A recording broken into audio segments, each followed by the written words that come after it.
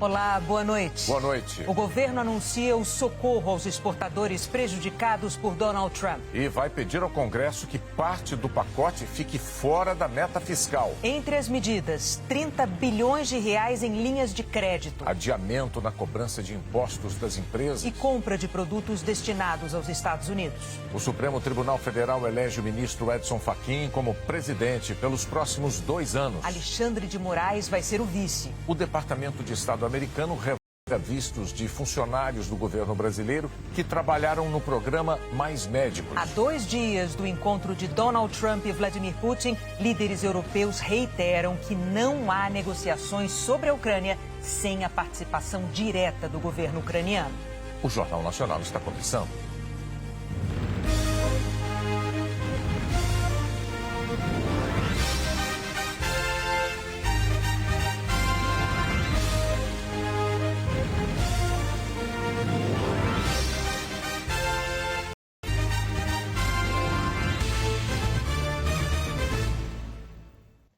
O governo federal apresentou hoje o pacote de ajuda às empresas exportadoras brasileiras atingidas pela chantagem tarifária do presidente americano Donald Trump.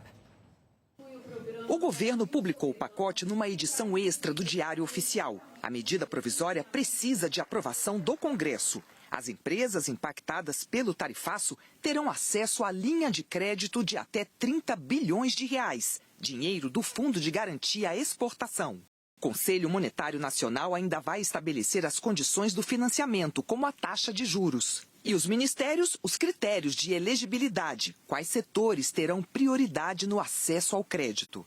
O governo ainda não informou quando o dinheiro do empréstimo estará disponível para as empresas. A condição exigida neste primeiro momento é manter os empregos. Ainda não há detalhes sobre como a regra será aplicada aos diferentes setores exportadores e por quanto tempo a ajuda vai durar.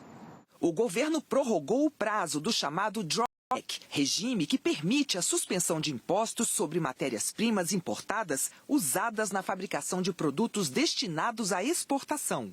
As empresas pediram e terão mais 1 ano para vender para o exterior sem perder o incentivo. Além disso, as empresas poderão pedir adiamento do pagamento de tributos federais nos próximos 2 meses. Governo federal, estados e municípios poderão comprar parte da produção de perecíveis que seria exportada. Os produtos irão para merenda escolar e hospitais, por exemplo.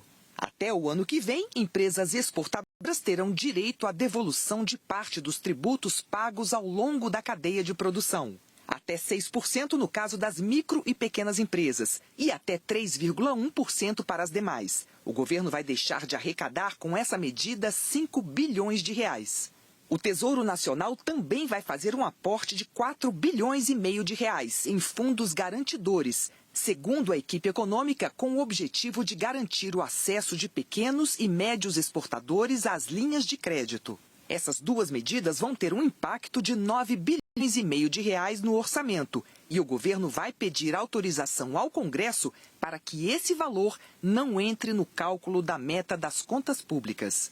A Associação Brasileira das Indústrias de Calçados disse que as medidas emergenciais são importantes para a preservação das empresas e defendeu a necessidade de novos acordos comerciais, especialmente para potencializar a inserção dos produtos industrializados no mercado externo. A Confederação Nacional da Indústria disse que as medidas dão fôlego à indústria e mantém negociação aberta com os Estados Unidos. Na solenidade de hoje, o presidente da CNI defendeu maior atenção aos exportadores com dificuldade em encontrar novos mercados. Aplauso às medidas que são paliativas e vamos trabalhar muito duro para que essas medidas possam ser superadas o mais breve possível. Esses setores certamente vão precisar de muito mais carinho, muito mais atenção e muito mais esforço, principalmente porque o mercado não está aí disponível para nós, como estaria talvez para as commodities. O ministro da Fazenda disse que o governo seguirá monitorando novos impactos. A leva de proposições que vão atenuar esse impacto inicial, nós vamos ficar atentos monitorando as nossas exportações e o comportamento do mercado. Já quero lhe informar, presidente, que há setores que não estão no radar hoje, mas que podem vir a entrar no radar em função de uma agressividade muito grande, por exemplo, na exportação de algodão e soja por parte dos Estados Unidos, que está impondo compras de outros países aos seus produtos, isso pode acarretar problemas internos aqui no Brasil. O presidente Lula voltou a rebater os argumentos do governo americano para o tarifaço. Enfatizou que não há no Brasil desrespeito aos direitos humanos. Ontem, os Estados Unidos publicaram um relatório afirmando que a situação dos direitos humanos no Brasil se deteriorou. O documento faz críticas ao governo Lula, ao ministro Alexandre de Moraes, do Supremo Tribunal Federal, e à prisão de apoiadores do ex-presidente Jair Bolsonaro, réu na ação sobre a tentativa de golpe. O Brasil não tinha, efetivamente, nenhuma razão para ser taxado, então aceitaremos qualquer pecha de que no Brasil nós não respeitamos os direitos humanos e que o julgamento nosso e que o julgamento está sendo feito de forma arbitrária. Na verdade, o que nós estamos fazendo é aquilo que é feito apenas em país democrático, julgando alguém com base em provas coletadas em testemunhas e com total direito de presunção de inocência.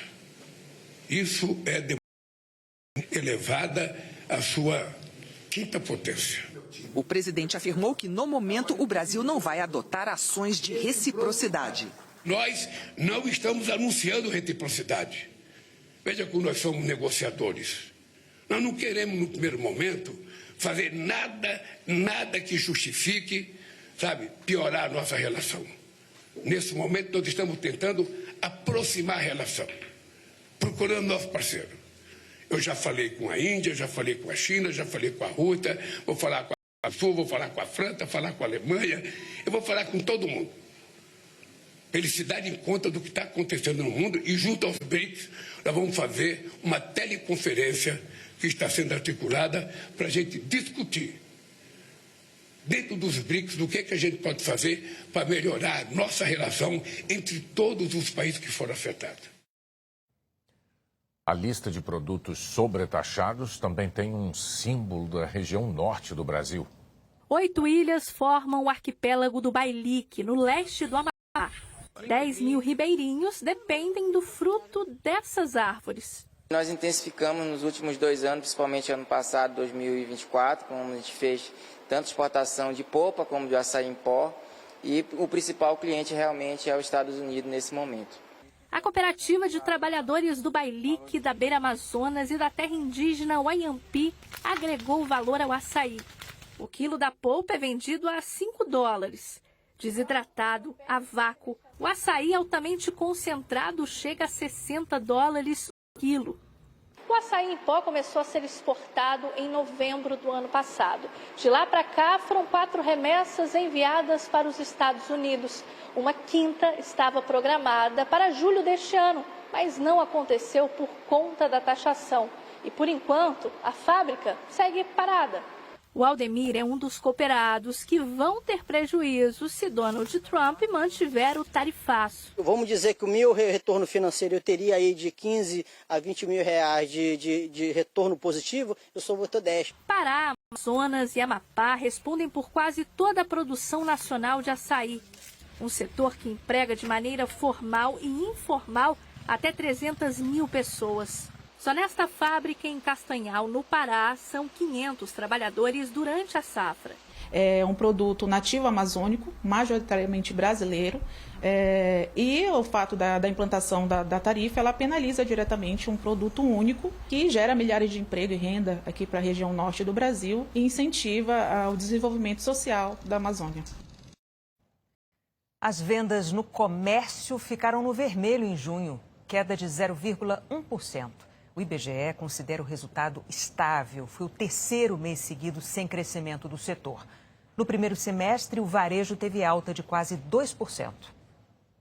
O Departamento de Estado americano anunciou que vai revogar os vistos do secretário de Atenção Especializada à Saúde, Moza Salles, e do ex-assessor de Assuntos Internacionais do Ministério da Saúde, Alberto Kleiman, que trabalharam na implantação do programa Mais Médicos.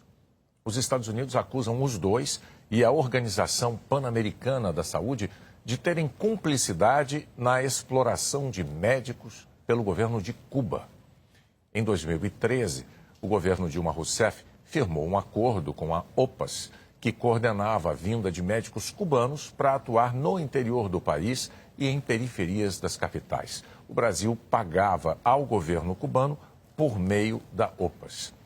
Cuba encerrou esse convênio em 2018. O ministro Alexandre Padilha declarou que os dois profissionais foram fundamentais para o Mais Médicos, que o programa salva vidas e que sobreviverá a ataques injustificáveis. Daqui a pouco, a operação de busca e apreensão numa casa do influenciador suspeito de explorar crianças e adolescentes. O Supremo elege Edson Fachin como presidente pelos próximos 2 anos.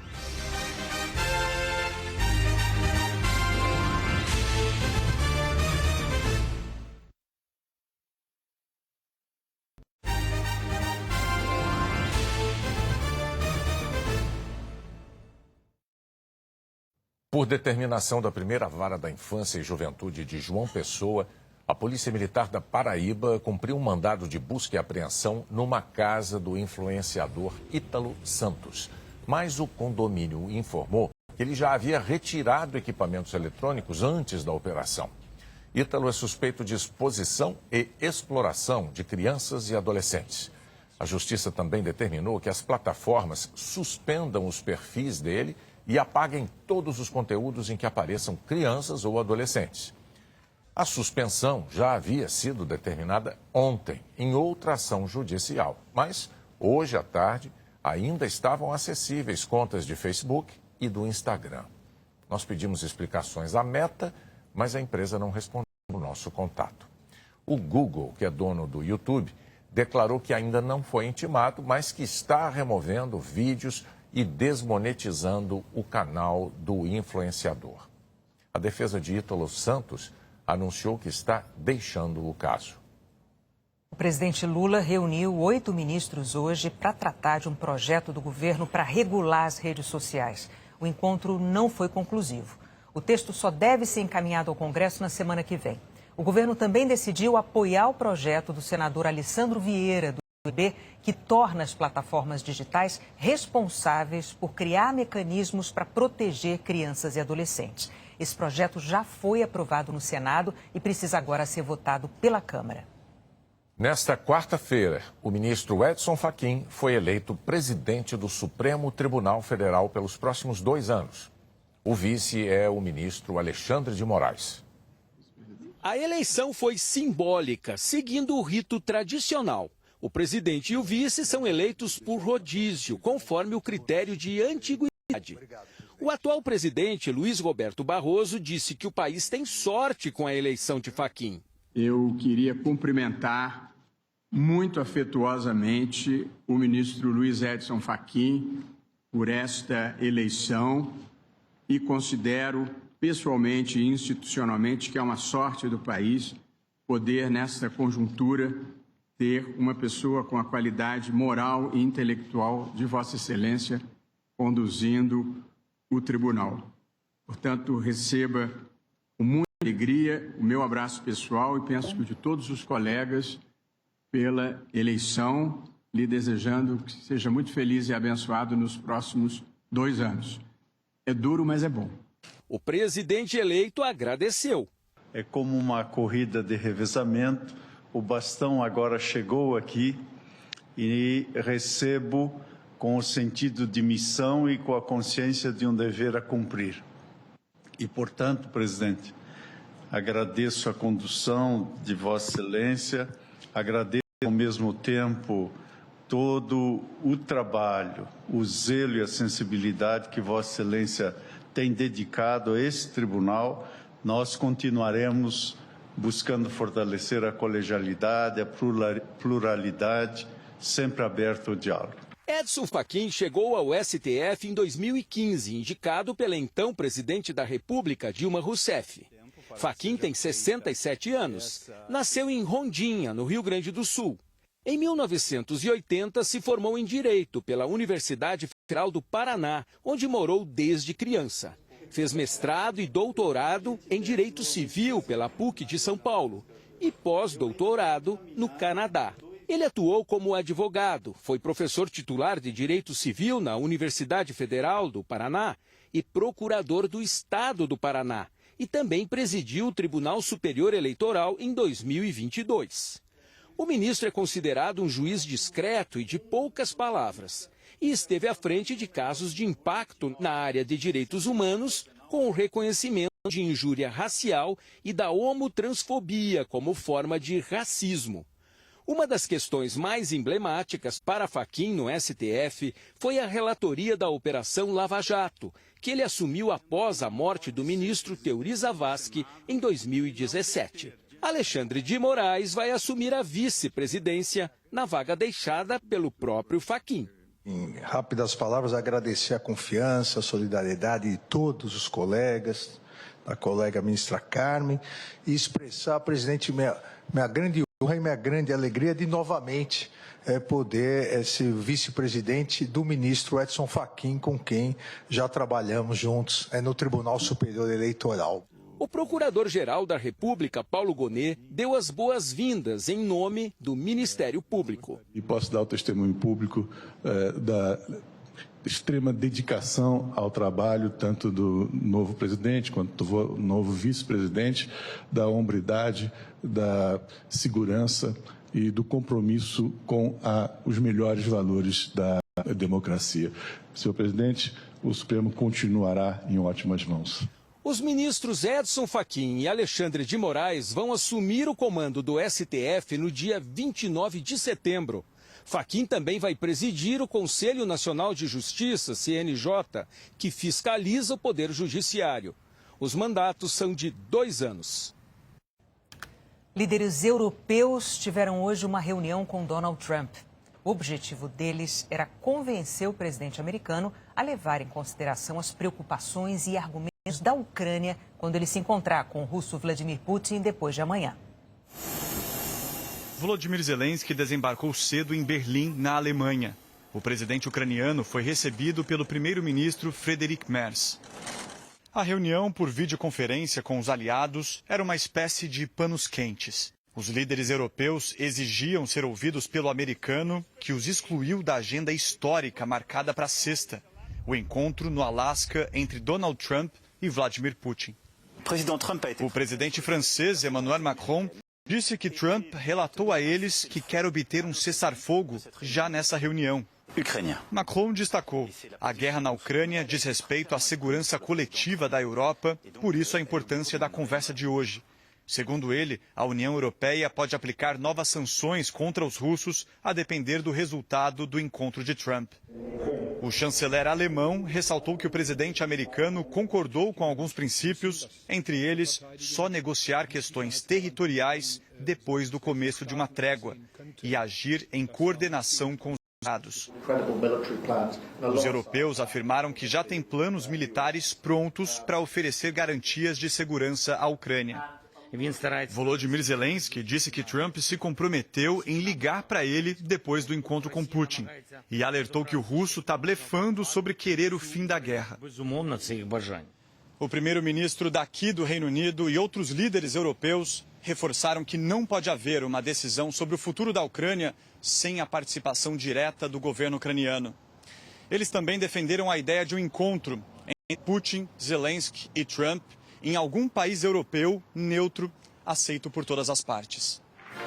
Em Washington, o presidente americano falou que a reunião com os europeus foi, abre aspas, nota 10. E que se correr tudo bem na sexta com Putin, eles devem ter um segundo encontro com a presença do líder ucraniano. Mas Trump também ameaçou: haverá consequências severas se Putin não parar com a guerra depois da reunião. No sul do Brasil, equipes de resgate aumentaram a área em que procuram corpos das 9 vítimas da explosão numa fábrica em 4 Barras, na região metropolitana de Curitiba. A identificação vai depender ainda de exames de DNA e deve demorar pelo menos um mês. A polícia quer ouvir os sobreviventes e vai analisar gravações das câmeras da empresa. A seguir, uma carta do presidente Lula para Donald Trump. O fim do prazo para as alegações finais de réus do núcleo crucial da ação sobre a tentativa de golpe de Estado. E a noite de futebol na Comebol Libertadores.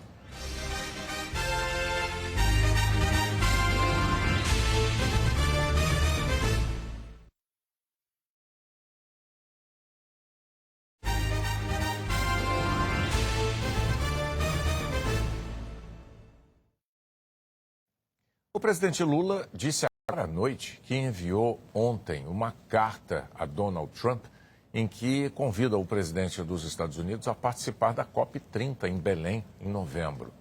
Lula afirmou que o evento sobre as questões climáticas globais vai servir para países como o Brasil cobrarem dos países ricos o compromisso para enfrentar o aquecimento global. Hora da previsão do tempo para todo o país. Eliana, boa noite para você. Boa noite, Renata, Bonner, e boa noite para você.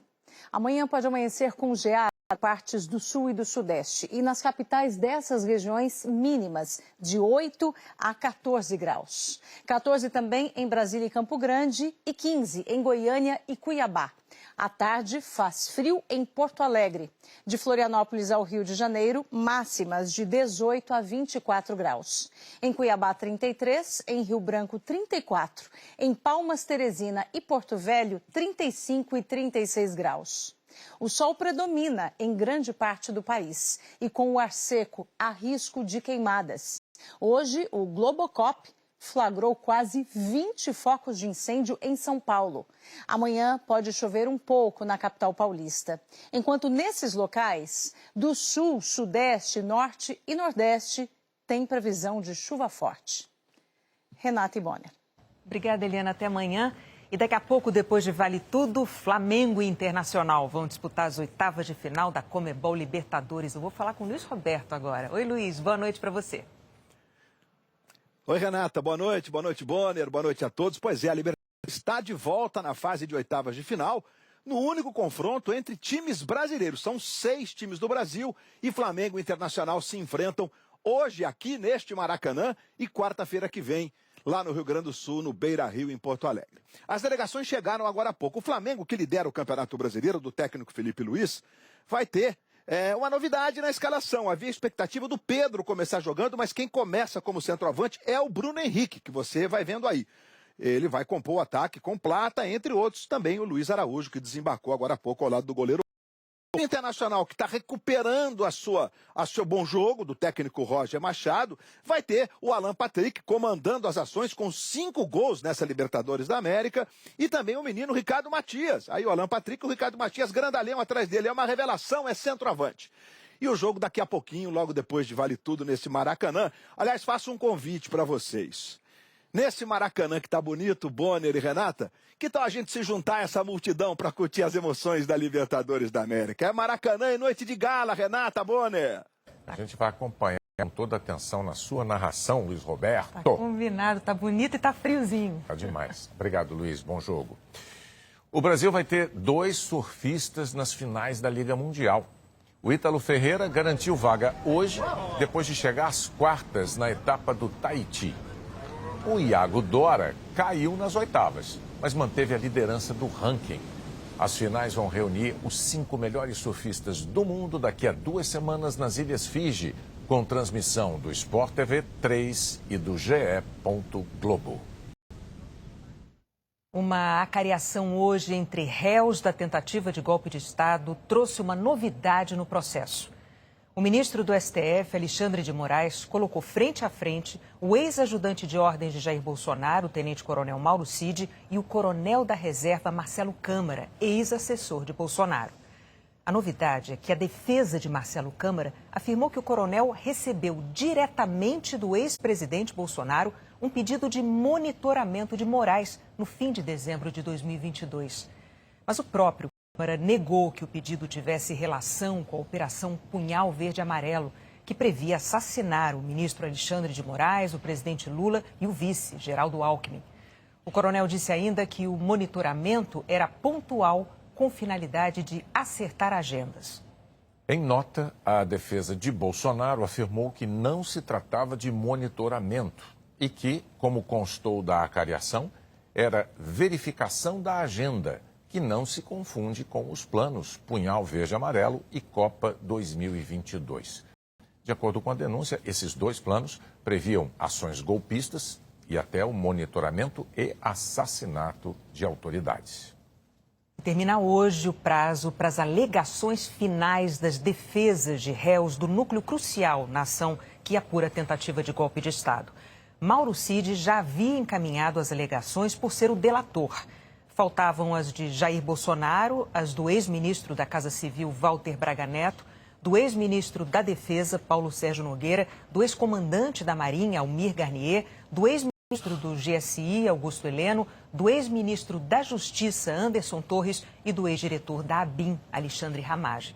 O Supremo Tribunal Federal começou a receber os documentos agora à noite. O Jornal da Globo vai trazer as informações sobre as alegações dos advogados logo mais, depois de Avisa Lá Que Eu Vou. Boa noite. Boa noite e até amanhã.